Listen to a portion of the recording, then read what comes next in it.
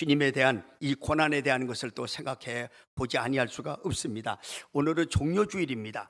근데 종료주일에 과 함께 고난 주간이 시작되는 것이 바로 오늘입니다. 오늘 이 종료주일이라고 하는 이 어떤 우리가 기독교 절기로 지키는 것이 먼저 어떤 유래가 있습니다. 그래서 왜 종료주일로 이렇게 지키는가? 종료주일은요, 예수님께서 온 인류를 구원하실 메시아됨을 공식적으로 선포하는 날입니다. 그동안 3년 동안의 예수님은 공생의 기간에 말씀을 전하시면서 사실은 자기를 드러내지 않았습니다. 혹시 제자들에게도 무슨 예수님의 메시아됨을 드러내는 것을 금하셨습니다. 그러면서 예수님이 공식적으로 이제 메시아요, 만왕의 왕 되심을 공식적으로 드러낸 사건이 종료주일입니다. 이때가 바로 이제 예수님이 예루살렘 입성하는 뭘 타고? 나귀를 타고 초라하게 입성하신 것 같지만 만왕의 왕이 되십니다. 만주의 주가 되시는 그분이 공식적으로 메시아임을 선포하면서 예루살렘에 입성한 날, 이날이 종료주일인데, 이날에 왜 종료주일이냐? 많은 예루살렘 백성들이 종려나무 가지를 꺾어서 환영을 한 거예요. 예수님을 환영한. 그래서 이 종려나무 가지를 꺾어서 환영한다? 왕의 입성을 이야기하는 겁니다. 그래서 종료주일로, 그래서 또 종료주일을 아니고 또 다른 말로 하면 호산나 주일로 지키는 데도 있습니다. 왜? 호산나, 주여 이제 구원하옵소서, 이 뜻이거든요. 그래서 주님의 예루살렘 입성하니까 호산나 호산나 다윗의 자손이여 우리를 구원해달라고 그러면서 모든 백성이 환영을 하게 된 것을 봅니다. 그게 종료주일입니다. 오늘부터 우리는 시작해서 우리는 고난의 한 주간을 맞이하게 됩니다. 이 고난이 이제 한 주간, 저와 여러분의 고난의 흔적을, 이제 예수님의 고난의 흔적을 깊이 묵상하면서 철저히 말씀의 자리로, 은혜의 자리로, 사명의 자리로 돌아가시는 저와 여러분 되시길 바랍니다. 이거 안 되면 안 돼요. 이 고난 주간에는 정말로 우리가 정말 예수님만 올인해야 돼요. 예수님만 생각하고. 한 가지 빠진 게 있습니다. 이게 종료주일날 종료가지를 이렇게 적는데 왜 종료가지, 이 마태복음, 마가복음, 누가복음에는 이게 어떤 한 나무를 꺾어서 했다고 했지 전혀 종료라는 나무의 어떤 기록이 없습니다. 근데 정말로 이 사복음서가 왜 중요하느냐면 다른 복음서에 없는 것들이 다른 복음서에 또 있는 거예요. 근데 이 종려나무 가지를 꺾어가지고 했다, 이것을 우리가 만들어내면 안 되잖아요. 근데 사복음서에는 이제 마태, 마가, 누가복음에는 종려가지로 이렇게 나무를 꺾어서 했다는 그런 기록이 없습니다. 그럼 어떻게 하느냐? 요한복음에만 딱 나와 있습니다. 그래서 우리가 확인해 봐야 돼요.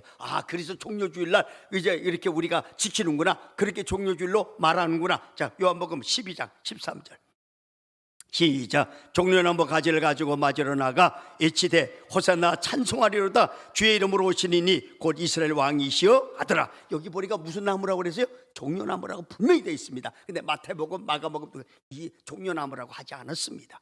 그래서 참 성경은 이 사복음서가 비슷한 것 같지만 다른 어떤 제자가 기록하지 못한 것을 또 다른 제자가 기록하고, 이래서 우리에게 정확한 것을 알려주는 것이 바로 우리 사복음서입니다. 그래서 오늘 우리는 종료주일을 맞이해서 한 주간 이제 예수님의 고난의 흔적을 이제 차례로 이제 이렇게 경험하면서 찾아가면서 그분이 왜 나 때문에 고난을 당하셨는가, 이것을 우리는 알면서 우리 하나님 앞에 어떻게 고난의 한 주간을 정말로 예수로 말미암아 우리의 심령을 새롭게 만드는 그런 시간을 갖는 귀한 시간이 되시기를 주의 이름으로 간절히 바랍니다. 고난 없이는 영광도 없습니다. 그래서 노 크로스 노 크라운이래. 우리가 고난 없이는, 십자가 없이는 영광도 없다는 것입니다. 그래서 이 시간 주님의 고난의 흔적을 따라가 보려고 오늘 저와 여러분이 그렇게 말씀을 한번 준비하면서 나가고자 합니다. 그래서 오늘은 말씀을 많이 읽을 거예요. 왜? 이것이 제가 백날 이야기해봤자 주님의 고난에 대해서 그렇게 100% 말씀을 못 드립니다. 말씀에 기록된 것을 주님이 이럴 때는 이렇게 했고 저럴 때는 저렇게 했고, 이 고난을 대해서 우리가 주님이 말씀 가운데 임하시고 말씀 가운데 나오시는 그 주님을 우리는 만나보자는 것이죠. 첫째, 오늘 종료주일이자 개선의 날입니다. 3년간의 공생애를 마치고 이제 마지막 온 인류의 구원을 완수하기 위하여 우리 주님은 수많은 무리의 환원 속에서 나귀 새끼를 타고 예루살렘에 입성하셨습니다. 그래서 오늘 이 날이 종료주일이다. 자, 우리 성경을 봅니다. 마태복음 21장 7절 9절. 자, 시작. 나귀와 나귀 새끼를 끌고 와서 자기들의 겉옷을 그 위에 얹으며 예수께서 그 위에 타시니 무리의 대다수는 그들의 겉옷을 길에 펴고 다른 이들은 뭘 갖다고? 나뭇가지, 종려나무 아니죠? 나뭇가지를 베어 길에 펴고 앞에서 가고 뒤에서 따르는 무리가 소리 높여 이르되 호산나 다윗의 자손이여 찬송하리로다. 주의 이름으로 오시는 이여 가장 높은 곳에서 호산나 하더라. 이날이 종려주일입니다. 이날은 어떻게 무슨 날? 개선의 날입니다. 예수님이 개선 장군처럼 예루살렘 입성한 그 날입니다. 이것을 보고 우리 혹자는 이렇게 생각합니다. 어떻게 만왕의 왕이라 하면서 이렇게 어린 나귀 새끼를 타고 초라하게 입성할 수 있느냐? 그렇게 생각할 수 있으나, 그러나 이것은 주님의 겸손을 보여주시고요, 이제 주님께서 만왕의 왕이시지만 우리를 위해서 겸손하게 낮아지신 그 모습을 보여주는 것입니다. 그리고 또 예언의 성취입니다. 스가랴서에 보면 예수님이 이렇게 하실 것이라고 예언이 되어 있습니다. 자, 스가랴 9장 9절 시작. 시온에 따라 크게 기뻐할지어다. 예루살렘에 따라 즐거이 부를지어다. 보라, 내 왕이 내게 임하나니 공의로우시며 구원을 베푸시며 겸손하여 뭘 탔다고? 나귀를 타시나니 나귀의 작은 것 곧 나귀 새끼니라.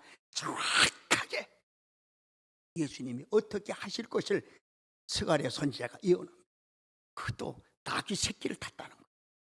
그래서 예수님은 그대로 예언대로 지금 나귀 새끼를 타고 예루살렘 입성하는 거예요. 그래서 이 사건은요, 우연이 아니라 다 예언된 사건이에요. 그래서 예수님은 첫째는 겸손을 보여주시는 왕이시고, 두 번째는 예언을 성취하시는 왕이십니다. 주님은 이제 겸손의 왕으로, 진정한 만왕의 왕으로 이 땅에 이제 오셨음을 보여주시는 사건이 바로 이 사건입니다. 저와 여러분은 세상의 화려함이나 외형적인 가식보다 주님처럼 온유와 겸손으로 하나님 앞에 사랑받고 무사람들에게 본이 되고 존경받는 진정한 성도의 자리로 돌아가는 고난의 한 주간이 되시길 바랍니다. 이때 한번 나를 낮춰보자고요. 주님이 이렇게 만왕의 왕으로 오셨는데 낮은 그 나귀 새끼를 타듯이 우리도 겸손히 낮아서 다른 사람에게 어떻게 돼요? 우리의 모습이 예수 그리스도의 모습으로 나타내 보이는 거, 이게 고난주간에 우리가 할 일입니다. 번째로 예수님은 우셨습니다. 예수님은 3번을 우셨습니다. 이 땅에 오셔서. 예수님도 눈물이 있는 분이거든요. 그런데 예수님이 3번 우신 게 어디냐? 첫째는 죽은 나사로가 이제 죽었다는 소식을 듣고 나사로의 무덤에서 예수님이 우셨습니다. 얼마나 나사로를 사랑했는지 우셨고, 두 번째가 오늘 이 사건에서 오늘 예루살렘 성을 위해서 이제 멸망을 이제 보시고 우셨습니다. 그 다음에 마지막 세 번째가 겟세마네 동산에서 예수님은 피와 땀을 흘리면서 십자가 앞에서 통곡, 하나님 앞에 통곡으로 기도하시면서 하나님 앞에 소원을 아뢰시고, 하나님 하실 수만 있으면 이 잔을 내게서 지나가게 없어서, 그러면서 주님 그런 내원대로 마시고 아버지 뜻대로 앞서서 하면서 통곡하시는 그 눈물을 흘리신 거. 그래서 예수님이 3번 우신 것을 우리의 성경에서 볼 수가 있습니다. 오늘 이 예수님의 우신 이 본문에서 이 예수님이 우신 것은, 이제 고난주간에 우신 것은 예수님이 예루살렘의 멸망을 예언하며 우셨습니다. 자, 누가복음 19장 41절 42절 한번 보세요. 예수님이 우신 이유가 있습니다. 자, 시작. 가까이 오사 성을 보시고 어떻게 하셨다? 우시며 이르시되 너도 오늘 평화에 관한 일을 알았더라면 좋을 뻔하였거니와 지금 내 눈에는 숨겨졌도다. 예루살렘 멸망을 이제 바라보면서 예수님은 그 예루살렘 멸망이 너무 안타까우니까 우신 겁니다. 여러분, 그럼 우리는 누구를 위해서 울어야 돼요? 믿지 않는 부모님입니다. 믿지 않는 자녀입니다. 믿지 않는 이웃입니다. 나라와 민족을 위해서 눈물을 흘리는 고난의 한 주간이 되시기를 주의 이름으로 간절히 바랍니다. 주님은 눈물을 그리 좋아하세요. 성도의 눈물 하나님 앞에 보석같이 빛나는 줄로 믿습니다. 이래서 첫째 날 종려주일이자 개선의 날이 바로 오늘입니다. 이제 월요일 권위의 날입니다.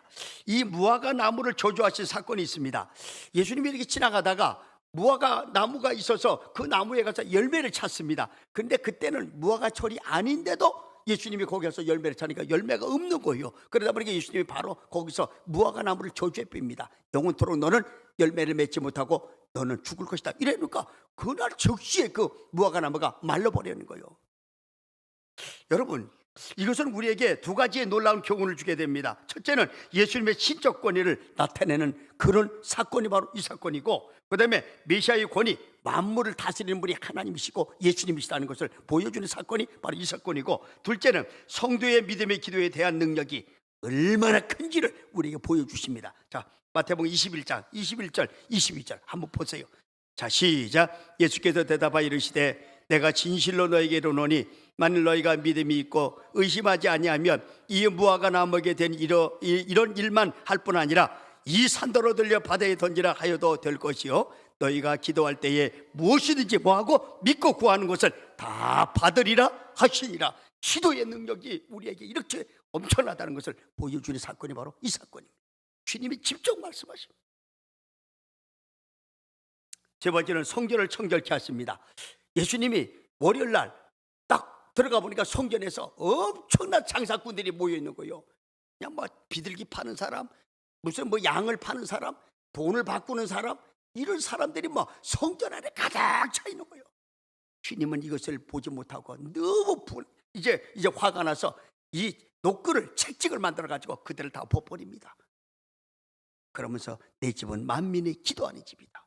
그래서 우리는 절대로 교회 안에서는 어떤 상행위가 일어나서는 안 됩니다. 어떤 상행위도 여기서는 허락이 안 됩니다. 할 수도 없고 해서도 안 됩니다. 오직 이곳은 만민이 기도하는 집이요 하나님 앞에 예배드리는 곳인 줄로 믿습니다. 무엇보다 심령 성전인 우리의 마음을 항상 성령이 거하시도록 깨끗하고 정결한 삶을 살 것을 다짐하는 고난의 월요일이 되시기를 주 이름으로 간절히 바랍니다. 이제 세 번째 날, 변론의 날입니다. 이 날은 화요일입니다. 이때는 변론을 많이 하셨습니다. 그래서 예수님과 많은 사람들이 이 변론을 통해서 이렇게 어떤 이 말로 이렇게 서로가 이제 주고받고 하는 그런 일들이 많았습니다. 첫째는 뭐예요? 대제사장들과 장로들과의 변론입니다. 이 장로들이 와서, 이 대제사장들이 와서 예수님한테 따집니다. 무슨 권위로 이런 짓을 하느냐는 거예요. 누가 이런 권위를 너한테 줬느냐는 거예요. 그러면서 막 주님 앞에 막 항변을 하고 막 대듭니다. 이때 예수님은요 이렇게 그들과 대화를 하면서 그들의 모든 이 어떤 항변을 잠재우는 사건이 몇 가지가 있는데, 첫째는 요한의 세례가 어디서로부터 오느냐, 이것을 먼저 묻습니다. 이것을 시작해서 포도 농부에 대한 비유, 혼인잔치에 대한 비유, 이것을 통해서 그들의 모든 항변을 다 잠재웁니다. 이걸 정확하게 이야기를 하면 한도 끝도 없어서 오늘 시간이 없어서 그냥 제가 대강만 말씀을 드리고, 그 다음에 종교 지도자들과의 논쟁입니다. 바리새인들이 와서 예수님 앞에 묻습니다. 세금을 어떻게 낼 것이냐, 이러면서 예수님에게 딱 거는 거예요. 세금을 가지고, 세금 문제를 가지고 가이사에게 세금을 바치는 것이 맞느냐, 바치지 말아야 되는 것이 맞느냐, 예수님 앞에 이 질문을 합니다. 이때 예수님이 참 얼마나 지혜가 있으신지, 가이사의 것은 가이사에게, 하나님 것은 하나님에게, 이러면서 딱 그 세금 문제에 대해서 정확하게 판단하십니다. 꼼짝을 못하게 하십니다. 두 번째, 사두개인과의 논쟁입니다. 이 사두개인들은 부활이 없다고 하는 사람들이거든요. 이 사람이 한번 죽으면 끝난다고 생각하고 부활이 없다고 하는 사람들이기 때문에 이 부활에 대한 논쟁을 합니다. 그러면서 어떤 사람을 얘기를 합니까? 어떤 사람이 이렇게 아들이 7이 있었는데 계속해서 큰 아들이 죽으면 또 그 다음 둘째 아들에게 또 그 부인이 또 시집을 가야 되고, 그래서 7을 다 해가지고 7사람이 다 이렇게 죽었다는 거예요. 그러면 마지막 날에 그런 부활이 있다 하면 그 부인이 7번의 그 아들들, 그 7 아들들하고 다 결혼을 했기 때문에 나중에 부활할 때는 누구의 아내가 맞느냐고 이렇게 묻는 거예요. 그러니까 예수님이 말씀합니다. 부활 때는 시집도 장가도 안 가고 완벽하게 세상. 이 부활에 대한 이 논쟁에서도 예수님은 아주 그들에게 정확한 답을 하셨습니다. 그 다음에 바리새인들은 가장 큰 계명에 대한 논쟁을 합니다. 세상에 가장 큰 계명이 뭡니까 예수님? 그러면 이걸 묻습니다. 자, 이것을 읽어봐야 돼요. 자, 마태복음 22장 37절 40절, 가장 큰 계명, 우리가 꼭 기억해야 될 일입니다. 자, 시작. 예수께서 이르시되 내 마음을 다하고 목숨을 다하고 뜻을 다하여 주 너희 하나님을 사랑하라 하셨으니 이것이 크고 첫째 되는 계명이요 둘째도 그와 같으니 내 이웃을 내 자신같이 사랑하라 하셨으니 이 두 계명이 온 율법과 선지자의 강령이다. 가장 큰 계명이 뭐냐? 이렇게 예수님 앞에 이 따지고 물을 때 예수님은 가장 큰 계명은 하나님 사랑하고 이웃 사랑하는 거, 이게 가장 큰 계명.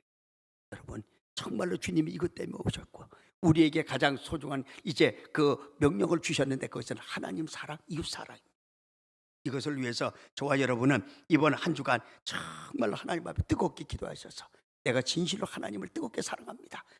주님, 내가 이웃을 사랑합니다. 이렇게 해서 우리가 이 삶을 바꾸는 그런 고난의 한 주간이 되시길 바랍니다. 그 다음에 예루살렘이 성전이 무너질 것을 예언하면서 아까 처음에 말씀드렸죠. 그렇게 우신 그 사건을 우리는 변론의 날에서 또 이렇게 이제 볼 수가 있습니다.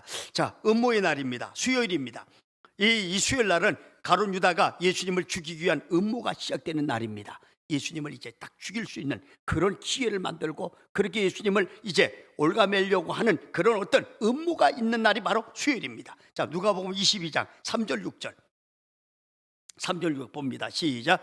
열둘 중에 하나인 가로신이라 부르는 유다에게 뭐가 들어갔어요? 뭐가 들어갔어? 사탄이 들어가니 이에 유다가 대제사장들과 성전 경비대장들에게 가서 예수를 넘겨줄 방도를 의논하며 그들이 기뻐하여 뭘 줍니까? 돌을 줍니다. 지금 예수님을 파는 이 가룟 유다, 이 가룟 유다가 누구? 예수님 제자입니다. 제자가 지금 예수님을 팔 수 있는 음모를 꾸민 날이 바로 수요일입니다. 우리는 가룟 유다처럼 주님을 배신하고 죽이는 음모가 아니라 주님을 자랑하고 증거하는 절대 믿음, 절대 신앙의 삶을 살기로 작정하는 저와 여러분 되시길 바랍니다. 어떤 일이 있어도 우리는 배신하거나 주님을 이제 파는 일이 있어서는 안 되는 거예요. 절대로 이것만큼은 하면 안 됩니다. 그런데 가룟 유다의 음모 가운데 또 다른 하나의 사건이 벌어지는데 이 사건은요 정말로 너무나 아름다운 향기로운 사건이 또 하나 벌어집니다. 한쪽에서는 음모, 예수님을 죽이려고 하는 음모가 있고 한쪽에서는 예수님에게 향기를 드리는 하나의 사건이 일어나는데 그것이 바로 마리아의 창유본 사건입니다. 여러분 배신자가 있는가 하면 옥합을 깨트리는 사람도 있습니다. 여러분 우리는 배신자가 아니라 뭘 깨트리는 자? 옥합을 깨트리는 자가 되시길 바랍니다. 정말로 주님 앞에 이렇게 살아야 돼. 배신한 자가 아니라 옥합을 깨트려서 나의 가장 귀한 것을 하나님 앞에 드리는 그런 삶이 우리의 삶인 줄로 믿습니다. 마태마가 복음서에서는요 이 사람이 누군지를 밝히질 않습니다. 그런데 요한복음에서는 이 사람이 누구라고 이 여자에 대해서 밝히는데 그게 마리아입니다. 마리아의 향유 사건이 바로 그 사건입니다. 그런데 이 향유 사건을 통해서 이 여인은요 2000년 동안은 교회마다 계속해서 향기를 날리고 있어요. 지금도 향기를 날리고 있어요. 엄청난 향기가 교회마다 2000년 동안 풍기고 앞으로도 계속 풍길 것입니다. 자, 어떤 향기입니까? 마태복음 26장 13절. 자, 시작. 내가 진실로 너에게 이르노니 온 천하에 어디 있어든지 이 복음이 전파되는 곳에서는 이 여자가 행한 일도 말하여 그를 기억하게 하리라. 주님이 이 향유를 이 옥합을 깨뜨린 여인에게 어떻게 합니까? 오차에 다니면서 복음이 전파되는 것은 이 여인까지도 함께 전하라. 얼마나 멋집니까? 여러분 향기로운 주님 앞에 드리는 이 한 가지 사건이 수많은 성도들에게 향기를 날리는 복된 삶이 이루어지는 것을 우리는 마리아를 통해서 볼 수가 있습니다.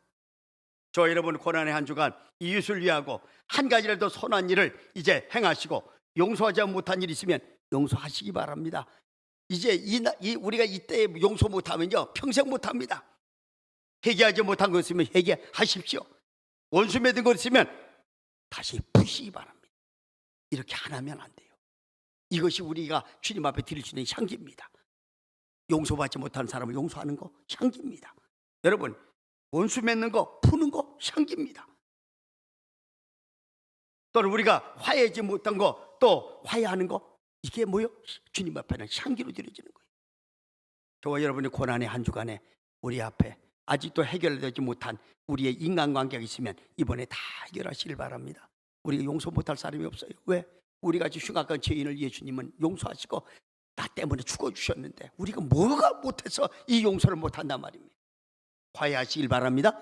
그래서 우리는 다시 한번 하나님 앞에 향기를 드려주는 저와 여러분 되시길 바랍니다. 또 이제 오늘 이 음모의 날 이제 지나고 준비의 날 목요일이 이제 준비되어 있습니다. 목요일 날은요 세족식 사건이 일어납니다.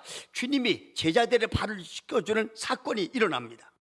이것은 친히 주님께서 섬김의 본을 보여주신 사건입니다. 그러면서 우리에게도 이렇게 하라고 주님을 부탁하십니다. 자, 요한복음 13장 14절 한번 봅니다. 시작. 내가 주와 또는 선생이 되어 너희 발을 씻겼으니 너희도 서로 발을 씻어주는 것이 옳다. 지금 현재 주님이 친히 이 섬김을 보여주시면서 우리에게 뭘 하라고? 우리도 섬기라는 거예요. 우리도 다 섬기라는 거예요. 이 준비의 날에 최후의 만찬, 오늘 성찬식을 오늘 우리가 했지요. 이건 주님께서 분부하신 그대로 우리가 행하고 있습니다. 이날 언제? 목요일날 이 성찬 예식이 이제 주님이 직접 하셔 제자들을 모아놓고 그러면서 떡을 띄어서 내 몸이니 받아 먹으라. 잔을 주면서 이거는 내가 너희와 함께 널 언약이 피닥하면서 그러면서 이것을 오실 때까지 주의 죽으심을 전하고 기념하라고 우리에게 말씀하셔서 오늘은 우리는 주의 말씀을 그대로 우리는 이제 순종하여서 주님의 그 죽으심을 기념하는 그 예식이 오늘 성찬 예식을 우리가 대했습니다. 주님은 성찬 예식을 친히 행하심으로 주님의 살과 피를 항상 기념하여서 주님의 죽으심과 부활하심을 다시 오실 때까지 전하는 사명을 우리에게 맡겨주셨습니다. 자, 고린도전서 11장 23절 26절 시작. 내가 너에게 전한 것은 주께 받은 것이니 곧 주 예수께서 잡으시던 밤에 떡을 가지사 축사하시고 떼어 이르시되 이것은 너희를 위하는 내 몸이니 이것을 행하여 나를 기념하라 하시고 식후에 또한 그와 같이 잔을 가지시고 이르시되 이 잔은 내 피로 세운 새 언약이니 이것을 행하여 마실 때마다 나를 기념하라 하셨으니 너희가 이 떡을 먹으며 이 잔을 마실 때마다 주의 죽으심을 그가 오실 때까지 어떻게 해라? 전하라는 거예요. 성찬 예식이 그런 의미가 있습니다. 주님이 우리에게 부탁하시고 우리에게 이렇게 행하라고 하신 것이 바로 이 예식입니다. 그러면서 주의 죽으심을 주님이 다시 오실 때까지 전하라. 이것을 우리에게 명령하셨습니다. 세 번째로 주님의 고별 설교와 중보 기도가 있습니다. 이것은 다른 성경에는 안 나오고 오직 요한복음에만 나와요. 17장에서부터 나오는 14장서부터 17장까지 나오는 주님의 고별 설교, 중보 기도가 엄청난 분량으로 우리에게 주어져 있습니다. 근데 중보 기도 내용만 말씀드릴게요. 중보 기도 내용이 딱 세 가지입니다. 첫째는 믿는 자들을 하나도 잃지 않게 해달라는 거예요. 주님이 지금 우리를 위해서 기도하시는데 하나님 앞에 기도하기를 하나님 믿는 자들을 하나도 잃지 않게 해달라고 그렇게 기도하고 두 번째로는 진리로 거룩하게 해달라고 기도합니다. 세 번째로는 하나가 되게 해달라고 기도합니다. 주님 성령 안에서 성도들이 하나가 되게 해달라고. 그래서 교회는 하나가 돼야 돼요. 절대로 교회는 이것이 이제 어떤 그 분란이 일어나거나 아니면 파당이 생기면 이 교회가로서의 가장 치명타입니다. 주님은 오로지 하나 되고 이것을 위해서 기도했습니다. 그 다음에 하나님의 영광을 보게 해달라고 기도하고요. 주님의 사랑 안에서 거하게 해달라고 기도합니다. 저와 여러분이 본받을 기도입니다. 여러분 우리가 기도할 때에 많은 것을 구해서 우리 욕심을 위해서 또 우리가 이거 해주세요 그것보다도 우리는 하나님 예수님처럼 이렇게 중보 기도를 다른 사람과 함께 나누는 것이 바로 우리의 사명입니다. 그래서 우리는 다 하나도 잃지 않기 위해서 성도들이 여기 왔습니까? 한 사람도 죄악 가운데 세상 돌아가지 않기 위해서 기도해요. 절대로 한 번 주님이 앞에 온 이 성도들이 다시금 떠나지 않기 위해서 우리는 기도를 해드려야 됩니다. 여섯 번째 날 순환의 날입니다. 금요일입니다. 아주 이제 절정이죠. 예수님의 순환의 절정이 바로 금요일입니다. 이 절정의 날에 제일 먼저 하신 이제 일이 겟세마네 동산의 기도입니다. 십자가를 앞두고 심한 통곡의 기도, 땀이 변화해 피가 되도록 힘쓰고 애써 간절히 기도하신 날, 그것이 바로 오늘 금요일이 순환의 극치 최고의 어떤 순환의 어떤 그 절정을 이루는 날이 바로 그 날입니다. 주님께서 기도하실 때에 그 피가 땀방울이 피방울처럼 변했다는 그 기사가 우리의 마음을 너무 가슴 아프게 해요. 자, 누가복음 22장 44절 얼마나 이 심한 통곡과 정말 진액을 짰는지 땀이 변해서 피가 되도록 기도하신 주님입니다. 22장 44절 시작. 예수께서 힘쓰고 애써 더욱 간절히 기도하시니 땀이 땅에 떨어지는 뭐 같았다? 핏방울 같이 되더라. 근데 진짜 이것을 실험해 봤어요. 실험해 보니까 진짜 진액을 짜고 간절히 이게 이제 어떤 그 힘을 쓰면 여기서 나오는 이 땀이 피로 변하더라는 거예요. 이 실험적으로 나왔어요. 인간에게 그렇게 간절함이 있고 그렇게 힘쓰고 애쓰면 어떻게 땀이 이번에 피가 같이 된다. 주님이 그렇게 기도하셨어요. 뭐 때문에? 온 인류 구원을 위해서 십자가를 앞에 놓고. 주님은 이 기도를 통해서 자신의 뜻을 비우고 하나님의 뜻으로 채움으로 온 인류를 구원하기 위한 십자가의 죽음을 감당하셨습니다.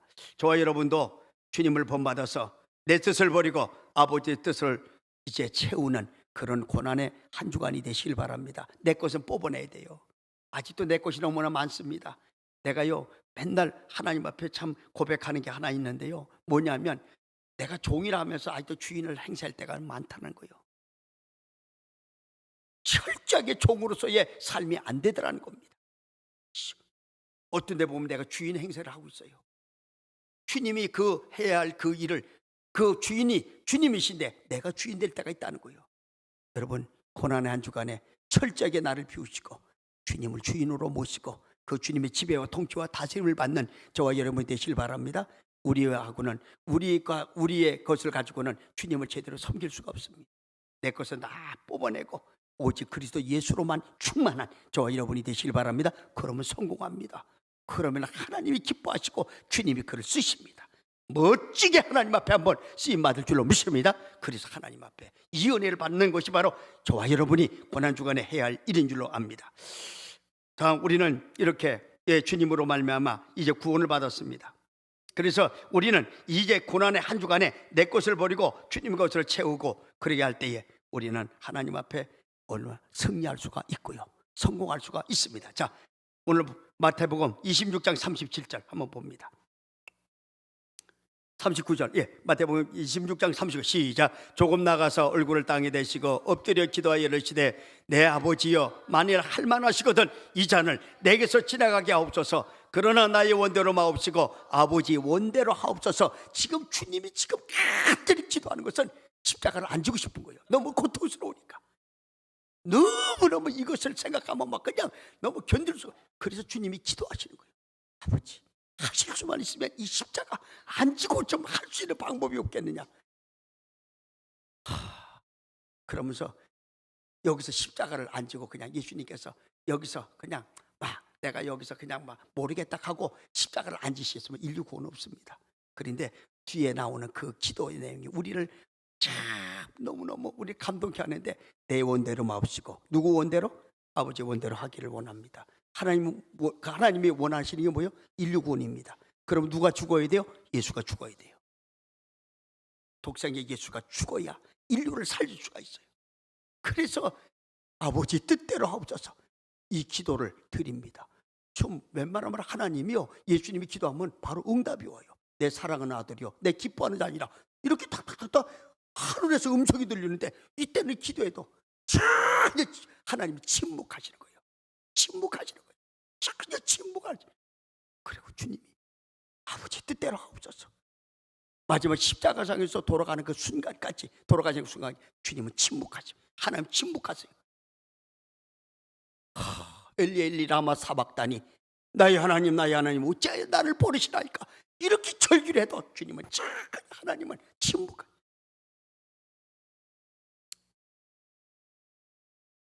그래서 온 인류의 구원이 예수님을 통해서 우리에게 임하게 된 날, 그날이 금요일입니다. 주님은 이렇게 우리를 위해서 그렇게 고통을 당하시면서 온 인류 구원을 위해서 이렇게 피와 땀을 쏟으신 줄로 믿습니다. 자, 우리 예수님은요, 이렇게 겟세마네 동산에서 기도를 하시고 나니까 가룟 유다의 배신으로 말미암아 예수님이 잡히십니다. 로마 군병들과 대제사장의 그 종들이 와가지고 예수님을 체포해갑니다. 그래서 공회 앞에 신문을 당합니다. 그러고는 제자들은 다 도망갑니다. 다 도망가. 그렇게 예수님 죽는 데까지 내가 따라가겠다고 하는 그 베드로가요, 제일 먼저 배신을 딱 때려버리네.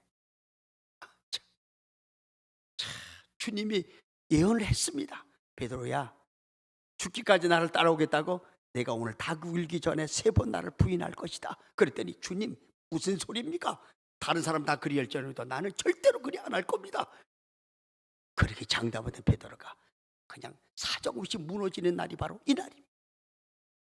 계집종 앞에, 조그만 그 여자 그 종 앞에 예수님을 모른다고, 그렇게 모른다고 3번이나, 마지막에는 예수님을 저주까지 하면서 그분을 나는 모른다고. 그러고는 예수님과 눈이 마주칩니다. 예수님이 그 피가 범벅이 된 예수님의 그 이제 모습이 그 베드로와 눈이 마주칠 때에 베드로가 밖에 나가서 통곡을 합니다. 주님, 내가 이럴 줄 몰랐습니다. 내가 그렇게 장담을 했는데 내가 이렇게 무너졌습니다. 통곡을 하고 통곡을 하고 통곡을 하고. 그때가 언제예요? 바로 금요일, 순환주일, 순환의 날입니다. 오늘 우리는 베드로처럼 약합니다. 우리 얼마든지 이렇게 주님을 모른다고 배신할 수 있는 그런 일들을 우리가 당합니다. 그러나 우리는 그때 거기서 무너져서 끝내 거기서 그냥 일어서지 못하는 우리가 아니라 베드로처럼 회개하고 다시 주님 앞에 나가셔서 더 큰 일을 행하시는 저와 여러분이 되시길 바랍니다. 주님은 그 사람을 쓰셔요. 절대로 이제 아이고 여기서 내가 이렇게 한 번 했으니까 나는 이제 끝났다 하고 유다처럼 그냥 목을 매서 죽어버리는 그런 사람이 아니라, 주님, 나에게 다시 한번 기회를 주옵소서.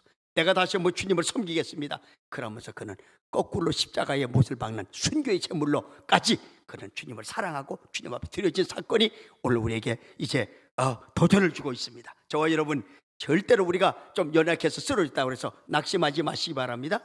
오늘 이제 이 어떤 학습을 받는 일로 인해 가지고 조금 제가 감동을 받은 게 있어요. 이 두 분한테 이야기를 들은 게 너무나 감동스러워요. 이렇게 순수한 믿음이 있다는 것이 저는 너무 행복한 거예요. 왜냐하면 지금 이 제가 학습 그 문답을 줬잖아요. 이걸 좀 보고 좀 오라고. 그래서 딱 걸리는 걸 가지고 와서, 목사님, 내가 딱 걸리는 게 있어서 이거 참 받을까 말까 내 고민입니다, 이런 거예요. 뭐가 걸립니까? 그러니까 거기에 보면 이래요. 술, 담배를 이제 하면 안 된다고, 끊어야 된다고 이런 내용이 나와 있어요. 거기에 나와 있는 그 내용이 있어. 그 걸리는 거예요. 그랬죠. 지금 그게 걸리는 게 은혜입니다. 안 걸리면 진짜 그 회개할 기회도 걸린. 그래서 제가 그랬어요. 지금 이렇게 하는 그 과정에서 자동적으로 우리가, 그러나 주님 앞에만 맡기지 말고 내가 더 힘쓰고 애쓰고 나도 어떻게 내가 노력을 해서 이것을 갖다가 저기를 해야 됩니다. 그래서 오늘 그 일로 인해서 우리는 학습을 더 받아서 더 신앙생활을 잘해야 됩니다. 근데 웬만한 사람이 꼰대같이 그런 말도 안 합니다. 아이고 뭐 그냥 뭐 이렇게 아름답게 믿음이 자랑하고 있다는 것이 너무 행복한 거예요. 또 이렇게 금요일 날 이 빌라도의 총독에게 신문을 당합니다. 근데 총독은 이 예수님을 재판을 해요. 막끼리 고발한 걸 갖다가 다 유대인들이 고발한 걸 들어봐도 예수님이 죄가 요만큼 넘네. 죄를 찾을 수가 없어. 그 총독이 이야기합니다. 내가 너희들이 고발한 예수님을 딱 해보니까 죄가 손톱만 것도 없다는 거예요.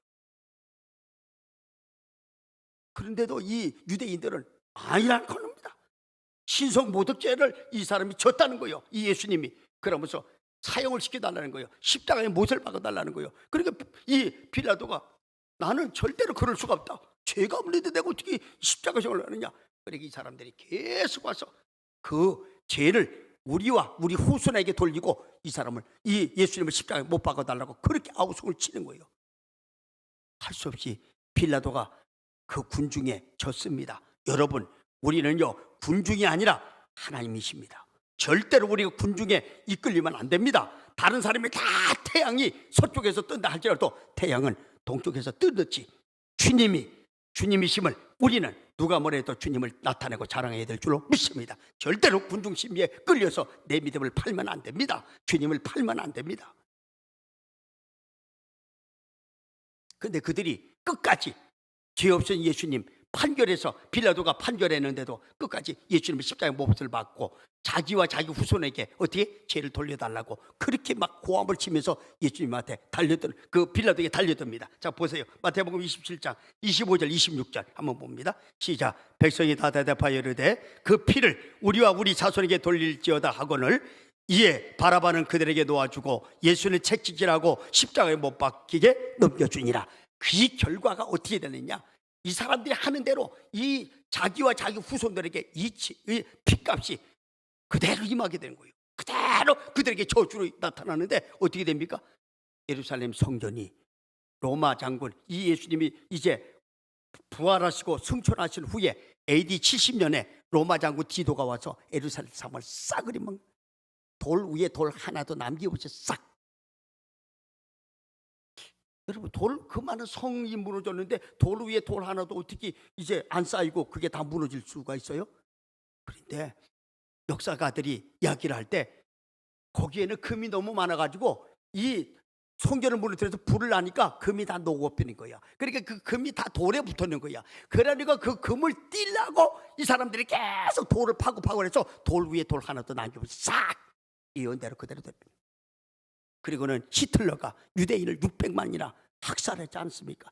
그들이 원하는 대로 된 거예요. 원하는 대로.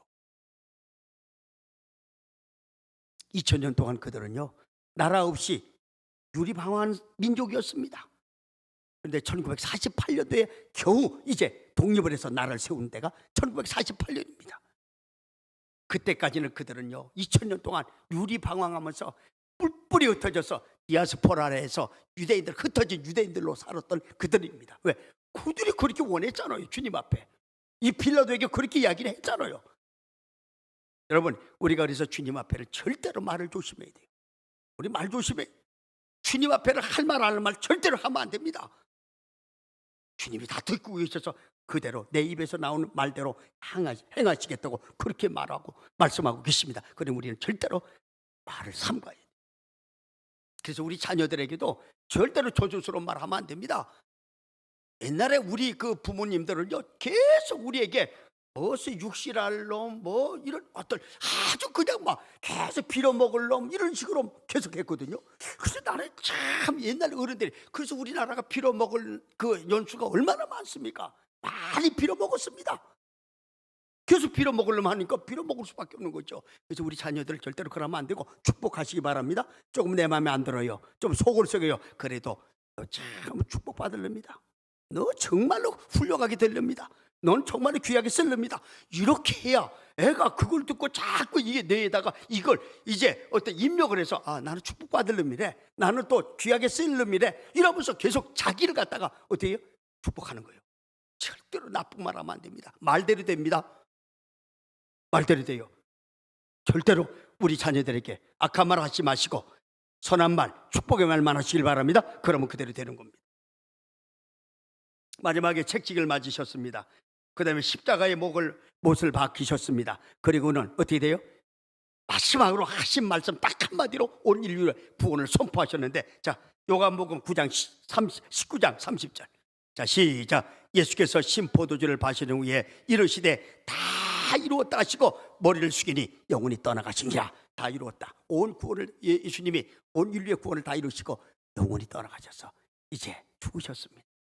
이처럼 우리의 구원이 그저 값없이 대가없이 이루어진 것이 아니라 처참한 십자가의 죽음을 통해 저와 여러분의 죄값이 지불되고 우리가 구원받았음을 우리는 똑똑히 알아야 돼요. 그래서 우리는 이 십자가를 바라볼 때마다 어떻게 돼요? 감동이 있어야 됩니다. 감격이 있어야 됩니다. 그 십자가를 날 살렸다는 그런 구원의 그 십자가를 우리는 사랑해야 됩니다. 십자가를 외면하고 거절한다? 그건 성도 아닙니다.